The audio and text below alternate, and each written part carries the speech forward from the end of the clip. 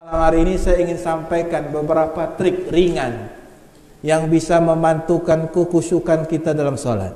Yang pertama, kata Nabi, kalau bapak-bapak ini susah khusyuk dalam sholat, Nabi sering mengatakan, Nabi kalau jadi imam, Nabi SAW sering mengatakan kepada jamaah ketika saf mau ditegakkan, diluruskan, lurus kata Nabi, saf.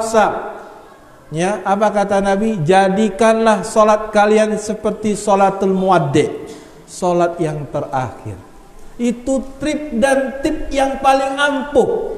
Kalau kita pingin solat kita menjadi khusyuk, niatkan solat isya ini seakan-akan solat yang terakhir. Betul tidak? Betul nggak? Kalau solat yang terakhir khusyuk, Masya Allah Pak Ustaz, ana nih habis isya nggak tahu lagi hidup atau enggak nih. Inilah mungkin soal anak yang terakhir. Allah khusyuk, nangis. Kenapa Pak? Karena dia meyakini salat isya itu salat yang terakhir baginya tadi. Kalau bapak-bapak mau dihukum pancung, atau dihukum gantung, atau hukum tembak, bentar sebelum saya ditembak, saya minta waktu salat 2 rakaat. Insya Allah tuh salatnya khusyuk betul gak? Ya, kau sholat 2 rakaat. Begitu kau sholat, kami seret kau, kami tembak.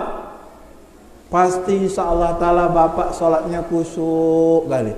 Minta ampun. Karena itu sholat yang terakhir. Itu tip yang paling utama Pak. Kalau kita pingin khusyuk dalam sholat kita tadi, bapak-bapak dan ibu-ibu sekalian, kita jadikan seakan-akan sholat isya kita nih sholat yang terakhir. Nanti betul-betul terakhir pula Pak Ustaz.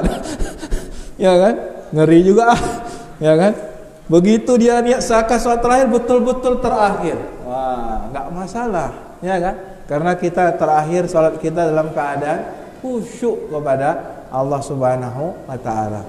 Yang kedua Bapak-bapak sekalian, trik atau tip